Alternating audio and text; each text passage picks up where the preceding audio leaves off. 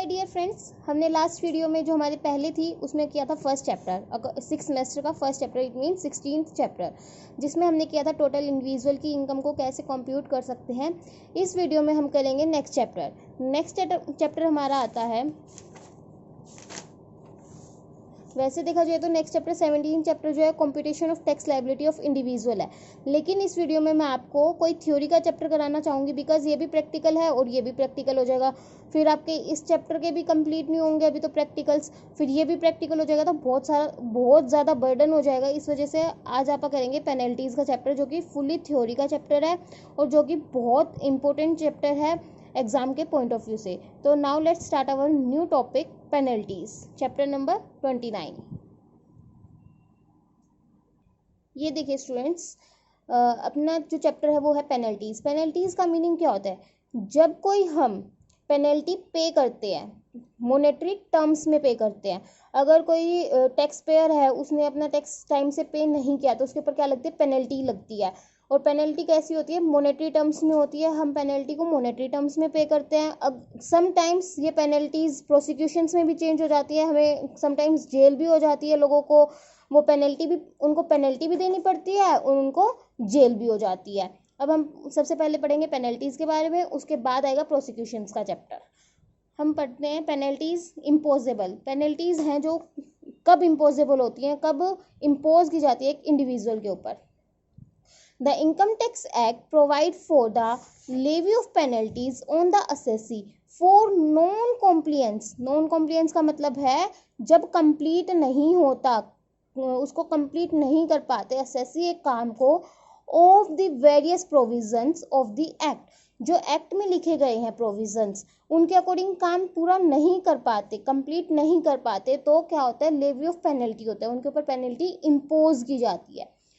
फिर हमारे पास आता है general principles of imposing penalty. कौन कौन से प्रिंसिपल्स हैं जिससे हम इम्पोज कर सकते हैं पेनल्टी को? डिस्क्रेशनरी पावर, ये पावर किसके पास है? कौन इम्पोज कर सकता है इनको, पेनल्टीज को? इसमें ये दिया गया है, if the penalties to be impose for failure to perform a statutory obligations is a matter of discretionary of the authority, the discretionary will be exercised with reason and not arbitrarily and after consideration of all the relevant circumstances of the case. Even if minimum penalty is prescribed, the authority competent to impose the penalty will be justified in ignoring the penalty where there is only a technical breach of the provision of the act. इसमें क्या दिया है? जिन लोगों के पास power है, discretionary power है impose करने का पेनल्टी का, एक मिनिमम लेवल होता है, एक मैक्सिमम लेवल होता है। मिनिमम लेवल और मैक्सिमम लेवल वो डिपेंड करते हैं किस टाइप की पेनल्टी है, उसने क्या फ्रॉड किया या फिर कोई कौन सा काम है जो उसने कंप्लीट नहीं किया, उसके अकॉर्डिंग इम्पोज की जाती है।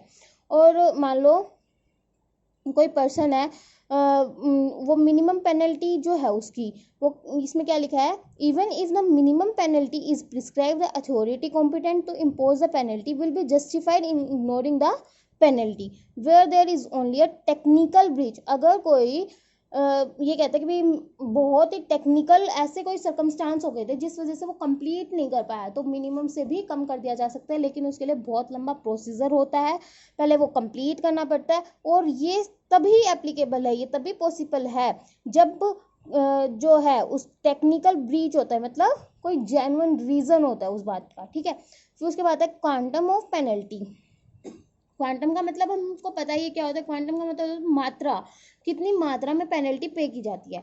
इफ द अथॉरिटी डिसाइड, जो अथॉरिटी है जो टैक्स पेनल्टी लेवी करती है, वो जो अथॉरिटी है वो डिसाइड करती है to levy the penalty, it can not be less than the prescribed minimum if any. अगर कोई पेनल्टी पे की गई है तो वो उस जो मिनिमम लिमिट है उससे कम नहीं हो सकती, जैसे मैंने पहले भी बताया आपको, वो कम नहीं हो सकती। लेकिन एकदम ही ऐसे कोई सर्कमस्टांसेस हैं जो कि एकदम ही भाई कुछ ऐसा हो गया, कोई ऐसे सर्कमस्टांस हो गए जिस वजह से वो पे नहीं कर पाया, वो अलग मैटर है और ये डिफरेंट मैटर है। मिनिमम प्रिस्क्राइब लिमिट जो उससे कम हो ही नहीं सकती। In this connection, it is important to note that quantum of penalty shall be as per the law on the date of default and not as per the law on the date of which the assessment relates. इसका मतलब क्या है, ये important है note करना, जो quantum of penalty है as per होती है law on the date of default. जिस दिन डिफॉल्ट हुआ है उस दिन वाली डेट पर ही वो किया जाएगा। उस दिन जो डेट है, उस दिन जो लो है, उस दिन के अकॉर्डिंग, जिस दिन डिफॉल्ट हुआ है उसके अकॉर्डिंग किया जाएगा। Note as per the law on the date which the assessment relates. उस दिन के अकॉर्डिंग नहीं होगा जब असेसमेंट ईयर चल रहा है। मान लीजिए अपना किसी ने डिफॉल्ट किया 2016 में और रेड हुई बाद में 2019 में, तो ये मतलब नहीं है जो 2019 के जो रूल्स है उसके अकॉर्डिंग उसको पेनल्टी पे करनी पड़ेगी या नहीं, नहीं, उसको 2016 के अकॉर्डिंग ही जो पेनल्टी का क्वांटम है उसके अकॉर्डिंग उसको पे करनी पड़ेगी पेनल्टी। नंबर 3 आता है हमारे पास प्रोसीजर। प्रोसीजर क्या है पेनल्टी को वो करने का, पे करने का। Before the levy of any penalty, कोई भी पेनल्टी इम्पोज करने से पहले the assessee must have been heard or a reasonable opportunity must have been given to him of being heard। जब हम पेनल्टी किसके ऊपर इम्पोज करते हैं तो उससे पहले जो असेसी है उसको एक मतलब उसको सुनने का, उसकी बातें सुनने का उसको एक अपॉर्चुनिटी देनी चाहिए। भाई रीज़न तो सुनना चाहिए कि भाई उसके पास ये राइट है, हम ये भी कह सकते हैं असेसी के पास ये राइट है कि भी वो अपनी बात को डिस्क्राइब मैनर में बता सकता है। भाई मैं किस वजह से उस टाइम पे नहीं कर पाया टैक्स, किस वजह से मेरी नॉन कॉम्प्लियंस हुई, तो जो अथॉरिटी है उसको ये सारी बातें उसकी सुननी पड़ेंगी। If without such an opportunity the penalty is impose, such imposition shall be invalid. अगर कोई अथॉरिटी ये कहती है कि भी मैं नहीं सुनूंगी उसकी बातें, मेरे को तो बस पेनल्टी इम्पोज करनी है, तो जो ये मान लो कोई इम्पोज कर देगा तो वो क्या होगी, सच इम्पोजिशन शैल बी इनवैलिड, वो वैलिड नहीं होगी, वो क्या होगा, इनवैलिड होगा। नंबर बी क्या आता है, if the income tax officer impose penalty, जो इनकम टैक्स ऑफिसर है इम्पोज करता है पेनल्टी एक्सीडिंग ₹10,000 और असिस्टेंट कमिश्नर और deputy commissioner impose penalty exceeding 20,000। अगर कोई इनकम टैक्स ऑफिसर है वो तो 10,000 से एक्सीडिंग, और या फिर असिस्टेंट कमिश्नर या डिप्टी कमिश्नर है वो इम्पोज करते हैं 20,000 से ज़्यादा, तो उनको क्या करना होगा, he must obtain provision approval of the joint commissioner. अगर कोई इनकम टैक्स ऑफिसर है वो 10,000 से ज़्यादा लगाना चाहता है किसी पर्सन के ऊपर पेनल्टी, तो उसको सबसे पहले जो अप्रूवल लेना होगा जॉइंट कमिश्नर से। और दूसरी साइड क्या बात है, असिस्टेंट कमिश्नर या डिप्टी कमिश्नर 20,000 से ज़्यादा लगाना चाहते हैं किसी पर्सन के ऊपर, किसी इंडिविजुअल के ऊपर, किसी कंपनी के ऊपर पेनल्टी, तो उसको जॉइंट कमिश्नर से अप्रूवल लेना होगा। नंबर सी आता है हमारे पास, an income tax authority unless he is himself the assessing officer will send a copy of penalty order to the assessing officer। जो इनकम टैक्स अथॉरिटी है अनलेस है वो नहीं कर पाई, he is himself the assessing officer, वो खुद ही क्या है असेसिंग ऑफिसर है, will send a copy of penalty order to assessing officer. आइए तीनों बात समझ में।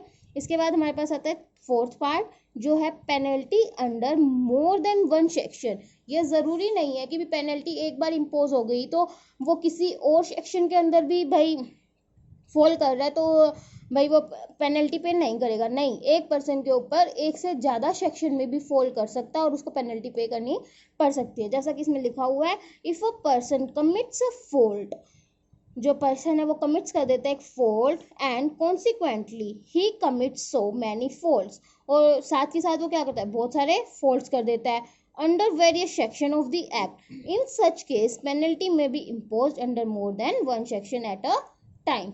हो गई ये बात समझ में। ये क्या थे हमारे पास 4 जनरल रूल थे, जनरल प्रिंसिपल्स थे, हम कैसे इम्पोज कर सकते हैं पेनल्टी को। इसके बाद आता है हमारा आइटम्स ऑफ पेनल्टी। अब इनके अंदर हमारे सेक्शंस भी होते हैं, जैसा आप सभी को पता है इनकम टैक्स में तो सेक्शन होते ही होते हैं, हर चैप्टर में होते हैं, हर टॉपिक से रिलेटेड अलग अलग सेक्शन होते हैं। अब बात होती है इनको याद करने की। अगर आप ये आइटम्स ऑफ पेनल्टीज जो हैं ये बहुत ही इंपॉर्टेंट टॉपिक है, इसमें से क्वेश्चन आने के 100% चांसेस होते हैं, और जो क्वेश्चन है वो यही आता है ज़्यादातर, आइटम्स ऑफ पेनल्टीज। और अगर कोई स्टूडेंट है, अगर कोई मेरा फ्रेंड है जो भाई अच्छे से सेक्शन को याद रख सकता है, तो ही याद रखें। अगर आप सेक्शन गलत लिख दोगे और आपने वो कुछ और लिखा होगा तो वो गलत हो जाएगा। अगर आप एकदम एक्यूरेटली याद रख सकते हैं सेक्शन तो ही याद करें, नहीं तो कोई ज़रूरी नहीं होता। अब आते हैं हम आइटम्स ऑफ पेनल्टीज। पेनल्टीज के क्या क्या आइटम है, कौन कौन से आइटम है, इंपॉर्टेंट मार्क कर लो। फर्स्ट आता है penalties on tax in default. Penalty on tax in default ये हम कौन से सेक्शन में आता है, सेक्शन 221 में आता है। कौन से सेक्शन में आता है, section 221, penalty on tax in default. इसका मतलब क्या हुआ कि भी अगर कोई पर्सन है उसने क्या नहीं किया, टैक्स पे नहीं किया टाइम से, तो उसके टैक्स पर क्या लगेगी, पेनल्टी लगेगी। क्यों लगेगी, क्योंकि उसने टैक्स में क्या क्या डिफॉल्ट किया है। बस हमें इसमें यही लिखना है, penalty on tax in default. अगर एक इंडिविजुअल है वो टाइम से क्या नहीं कर रहा, अपना टैक्स पे नहीं कर रहा, तो उस वजह से उसको पेनल्टी पे करनी पड़ी। सेक्शन किसमें आएगा, ये 221 में। When an assessee fails to pay tax, he shall be liable to pay by way of penalty such amount as the assessing officer may direct। अगर कोई पर्सन फेल हो जाता है टैक्स पे करने में क्या हो जाता है, फेल हो जाता है, by way of penalty such amount as assessing officer में डायरेक्ट। जो फिर असेसिंग ऑफिसर है उसको जितनी पेनल्टी पे करने के लिए बोलेगा उसको उतनी पेनल्टी पे करनी पड़ेगी। In the case of continuing default, वो अगर कंटिन्यूसली डिफॉल्ट कर रहा है, पेनल्टी भी पे नहीं कर रहा और कंटिन्यूसली डिफॉल्ट किए जा रहा है, तो क्या होगा, the penalty may be increase from time to time. जो पेनल्टी होगी वो इंक्रीज होती जाएगी। मान लो 2016 में आपकी 2000 रुपये, 2017 में फिर भी वो नहीं माना तो 2000 और बढ़ जाएगी। तो एज सुन वो बढ़ती चली जाएगी। कब तक बढ़ेगी, जब तक वो अपने मैक्सिमम अमाउंट तक नहीं पहुंच जाती जो टैक्स इन एरियर का है। आई बात समझ में। ये था हमारा first item, penalties on tax in default, section 221। फिर हमारे पास आता है सेकंड,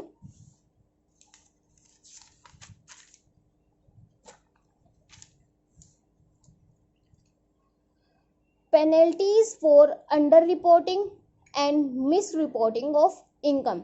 ये कौन से सेक्शन में आता है, सेक्शन 270A। सेक्शन 270A में कौन सा आता है, penalties for under reporting and miss reporting of income. Under reporting and miss reporting से क्या समझ रहे हैं, अंडर रिपोर्टिंग होता है कि भी उसने विलिंगली काम नहीं किया, गलती से हो गया। मान लो उसको लिखने थे 2000, गलती से लिख दिए 200 या फिर 20, ये तो होता है अंडर रिपोर्टिंग। और मिस रिपोर्टिंग होता है जो काम विलिंगली किया जाता है, भाई वो जानबूझ के कर रहा है कि भाई उसको पता है अगर मैं अपने एक्सपेंडिचर्स ज़्यादा शो कर दूंगा तो भाई मेरी इनकम जो है, टोटल इनकम जो टैक्सेबल इनकम होगी वो क्या हो जाएगी, कम हो जाएगी। ठीक है, अंडर रिपोर्टिंग जो होता है वो विलिंगली नहीं किया जाता, मिस रिपोर्टिंग जो होता है वो विलिंगली किया जाता है। इसके अंदर डिफरेंस भी बन सकते हैं under reporting and miss reporting में, लेकिन डिफरेंस बहुत कम आते हैं। क्वेश्चन यही आता है, आइटम्स लिखो पेनल्टीज के। और जो है penalties for under reporting and miss reporting of income कौन से सेक्शन के अंदर आता है, सेक्शन 270A। अब आती है बात, ये कौन इम्पोज कर सकता है, वो में impose penalty the assessing officer, जो असेसिंग ऑफिसर है, और द कमिश्नर अपील्स, और द प्रिंसिपल कमिश्नर और कमिश्नर में impose a penalty for under reporting and miss reporting of income. जब कोई डिफॉल्ट होता है इसके अंडर रिपोर्टिंग और मिस रिपोर्टिंग का, तो सिर्फ असेसिंग ऑफिसर, प्रिंसिपल कमिश्नर यही इम्पोज कर सकते हैं penalty under case of under reporting and miss reporting. ठीक है, ये इतना ज़्यादा कुछ लिखने का जरूरत नहीं है, लेकिन मैं फिर भी रीड आउट कर देती हूँ। Under reported income if return furnished, the income assessed is greater than the income determined in the return processed. Number 2 आता है इफ रिटर्न नॉट फर्निश्ड और where return has been furnished for the first time, और if income raised assessment reduce the loss. ये कुछ लिखने की ज़रूरत नहीं होती, हमारा मेन है अंडर रिपोर्टिंग का मीनिंग लिखो और मिस रिपोर्टिंग का मीनिंग लिखो, वो में इम्पोज पेनल्टीज ये लिखो, और फिर quantum of penalties for under reporting of income, ये बहुत ज़रूरी है। और ये दोनों का अलग अलग होता है, अंडर रिपोर्टिंग का कोई केस आता है उसके लिए अलग है पेनल्टी के जो चार्जेस हैं, और जो मिस रिपोर्टिंग आता है उसके लिए अलग है। अब ये हम पढ़ेंगे quantum of penalties for under reporting of income. 50% of the amount of the tax payable on under reported income. जो 50% है ये देखिए जो क्वांटम ऑफ पेनल्टी है वो क्या है, अंडर रिपोर्टिंग ऑफ इनकम में 50% of the amount of tax payable, जो अमाउंट टैक्स पेबल होती है, जो जितनी अमाउंट उसको टैक्स पे करना होता है उसका 50% उसको पे करना पड़ता है under case of under reporting. Quantum of penalty कितनी है, 50%। अंडर रिपोर्टिंग का मैंने आपको मीनिंग बता दिया, वो लिखो। पहले तो ये लिखें वो में इम्पोज पेनल्टी, फिर लिखेंगे अंडर रिपोर्टिंग के बारे में, फिर ये लिखेंगे क्वांटम ऑफ पेनल्टी के बारे में। फिर आता है हमारे पास मिस रिपोर्टिंग। मिस रिपोर्टिंग का हमें मीनिंग तो क्लियर हो ही गया। अब आते हैं इसके अंदर क्या क्या इंक्लूड करते हैं। मिस रिप्रेजेंटेशंस और सप्रेशंस ऑफ फैक्ट्स। मिस रिप्रेजेंटेशन का मतलब होता है कि भी मिस रिप्रेजेंट कर दिया, उसने गलत रिप्रेजेंट किया है कि भी कितना भाई लिखना था 20,000, लिखा कितना 2,000, ठीक है। ऐसे ही भाई लिखना कुछ था, लिख दिया कुछ, उसने अपने अकाउंट्स गलत शो कर दिए। सेकंड आता है failure to record investment in the books of accounts. कोई इन्वेस्टमेंट की उसने, मान लीजिए कहीं पर भी इन्वेस्ट किया उसने पैसे, या कोई इन्वेस्टमेंट हुई है, उसने शो ही नहीं किया अपनी बुक्स में। अगर वो इन्वेस्टमेंट ज़्यादा दिखाएगा तो क्या होगा, इनकम ज़्यादा होगी। इनकम इन्वेस्टमेंट तो शो करनी पड़ेगी ना उसको कि भाई मैंने इतना इस साल में इन्वेस्ट किया है, तो वो भी क्या इंक्लूड माना जाएगा, उसकी इनकम में कैलकुलेट किया जाएगा। वो अपनी इनकम कम दिखाने के लिए, टैक्स बचाने के लिए क्या करता है कि भाई अपनी इन्वेस्टमेंट जो है वो प्लस करता ही नहीं है, फेलियर कर देता है। उसमें फेलियर करता है कि क्या करने में, इन्वेस्टमेंट को रिकॉर्ड करने में, किसमें, बुक्स ऑफ अकाउंट्स में। फिर आता है claim of expenditure not substantiated by any evidence. और समटाइम्स अगर मान लीजिए हमारे एक्सपेंडिचर ज़्यादा है, एक्सपेंडिचर से हमें डिडक्शन मिलती है कि भाई कोई खर्चे हुए हैं हमारे किसी बिजनेस में, किसी ऑर्गेनाइजेशन में, किसी फर्म में हमारे खर्चे हुए हैं, तो उसकी हमें डिडक्शंस मिलती हैं। तो वो क्या करता है कि भाई होते नहीं है एक्चुअल में खर्चे, लेकिन वो क्या करते हैं अपने बुक्स ऑफ अकाउंट्स में खर्चे दिखा देते हैं। ये भी किसके अंडर आता है, मिस रिपोर्टिंग ऑफ इनकम में इंक्लूड होते हैं। फिर आता है हमारा recording of any false entry in the books of account. जानबूझकर अपनी जो एक्सपेंडिचर है उनके अमाउंट बढ़ा देते हैं और जो इनकम है उनके अमाउंट घटा देते हैं। Failure to record any receipt in the books of account having a bearing on total income.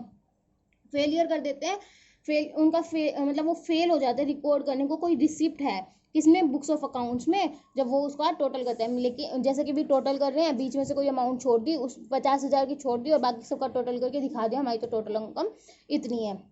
ये भी क्या होती है, जानबूझ के की जाती है। अब देखिए क्वांटम। क्वांटम का मतलब पता है, मात्रा ऑफ पेनल्टी, कि भाई कितनी अमाउंट है पेनल्टी की, किसमें, फॉर मिस रिपोर्टिंग।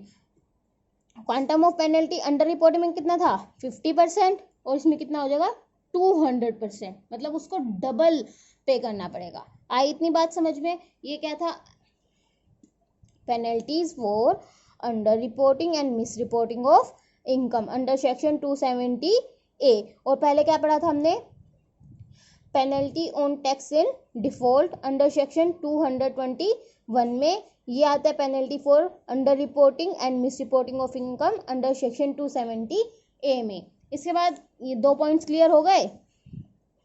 फिर आता है हमारा थर्ड पॉइंट। एक सेकेंड,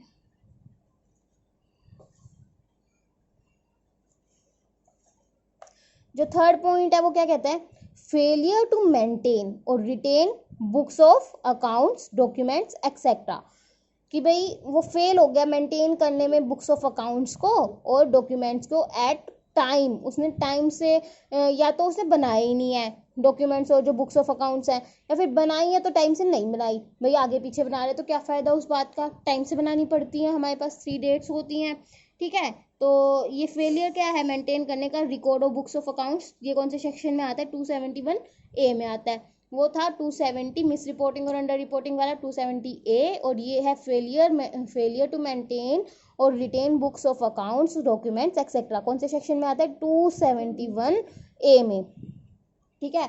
इसमें क्या है, if a person fails to maintain the books of accounts और other documents required to be maintained under section 44A। 44 section A जो है वो हमें बताता है हमें कौन कौन से डॉक्यूमेंट्स है, कौन कौन से ऐसी बुक्स ऑफ अकाउंट्स है जो हमें प्रिपेयर करनी होती है, लेकिन वो नहीं करता प्रिपेयर। तो अगर इसमें क्या लिखा है, जो पर्सन है फेल हो जाता है मेंटेन करने में बुक्स ऑफ अकाउंट्स और डॉक्यूमेंट जो कि रिक्वायर्ड होते हैं अंडर सेक्शन 44A, और fails to retain if for the period required under that section the assessing officer और commissioner direct that such person shall be by way of penalty a sum of 25,000। अगर कोई ऐसा person है जिसने अपनी books of accounts नहीं बनाई या फिर जो डॉक्यूमेंट्स हैं, लीगल डॉक्यूमेंट्स हैं जो इम्पोर्टेंट होते हैं बनाने, वो नहीं बनाए, तो वो क्या करेंगे, जो असेसिंग ऑफिसर हैं, जो कमिश्नर हैं, वो उसके ऊपर पेनल्टी इम्पोज करेंगे सम ऑफ ₹25,000। ये हमारा कौन से में आता है, कौन से सेक्शन में आता है, 271A में आता है। ठीक है, इसके बाद हम आते हैं फोर्थ पॉइंट पे, penalties where search has been initiated on or after 1/6/2007। अगर कोई कहीं पर किसी की ऑर्गेनाइजेशन पर, किसी के बिजनेस पर, किसी के फर्म पर, किसी के घर पे, किसी के कंपनी में, कहीं पर भी सर्च इनिशिएट हो जाए, सर्च इनिशिएट हो जाएगा मतलब क्या होता है, रेड आ जाए, कि भाई एकदम से होता है ना, हम मूवीज में भी देखते हैं, रेड आ जाती है, किसी के घर पे आ जाती है, किसी के फर्म पे हो जाती है, फिर उनको टेंशन हो जाती है कि भाई अब हम क्या करें, अब हम क्या करें, क्योंकि उन्होंने क्या होता है, टैक्स पे नहीं कर रखा होता। जिसने टैक्स पे कर रखा होता है किसी टाइम आ जाए, कोई प्रॉब्लम नहीं है, जिन्होंने टैक्स पे नहीं किया उनको तो टेंशन होगी ना। तो ये आता है हमारे कौन से सेक्शन के अंदर, 271 271A के अंदर। कौन सा सेक्शन था, 271A। ठीक है, क्या है, penalties where search has been initiated on or after 1 June 2007। अगर कोई रेड 1 जून 2007 के बाद और 1 जुलाई 2012 से पहले हुई है किसी के घर पर, किसी की फर्म पर, किसी की ऑर्गेनाइजेशन पर, तो और उनको मिलती है कि भी ऐसी अमाउंट मिलती है जिस पर उसने क्या नहीं किया, टैक्स पे नहीं किया, तो क्या करना होगा उसको, 10% ऑफ अनडिस्क्लोज इनकम, जो इनकम वो बता ही नहीं पा रहा कि भाई ये इनकम कहाँ से हुई है, कैसे हुई है, उसका सोर्स क्या है, तो उसको क्या करना होगा, 10% ऑफ दैट इनकम क्या करनी होगी, उसको एज अ पेनल्टी पे करनी होगी। ठीक है, ऐसा ही सिमिलर पॉइंट हमारा 5th नंबर पे बनता है, penalties in case of search after 30th June 2012 but before 15/12/16। मतलब कि जब कोई सर्च होता है, इनिशिएट होता है, एक ही बात है भाई, यहाँ पे 1 जुलाई लिखा है और यहाँ पे क्या लिखा है, 30th June 2012। या तो आप इसको ऐसे याद कर लो 1 जुलाई से पहले, या फिर इसको ऐसे याद कर लो कि भाई after 30th June 2012 but before 15th December 2016। अगर कोई सर्च इनिशिएट हुआ है 30 जून 2012 के बाद बट 15 दिसंबर 2016 से पहले, तो उसको क्या करना होगा, इसमें अलग अलग केस बनते हैं। पहले तो सेक्शन देखेंगे हम, कौन सा आता है, सेक्शन 271A ठीक है, तो इसमें क्या करना होगा, 10% of undisclosed income. 10% of undisclosed income first वाले के जैसा ही सिमिलर है, लेकिन इसमें क्या है, in course of search head admits the undisclosed income and specifies the manner in which such income has been derived। जब वो पर्सन, जब वो इंडिविजुअल ये मतलब मान लेगा कि भाई ये अनडिस्क्लोज्ड इनकम है, मैं आपको सोर्स भाई बता देता मैंने इनकम टैक्स पे नहीं किया, जब वो अपनी गलती को एडमिट कर लेता है तब क्या होगा, 10% देना होगा। और सेकंड पॉइंट इसी में आता है कि भाई क्या करना होता है, उसको ये भी बताना होता है, जैसे मैंने बताया ना कि भाई कहाँ से डिराइव्ड हुई है वो इनकम, उसको ये भी बताना होगा कि भाई मैंने किस सोर्स से ये इनकम कमाई है। और ये अगर वो भाई सच सच बता देता है जो अथॉरिटी है उनको, तो फिर क्या होगा, उसको 10% देना होगा किसका, अनडिस्क्लोज्ड इनकम का। फिर बी पर इसी में आता है 20% ऑफ अनडिस्क्लोज्ड इनकम।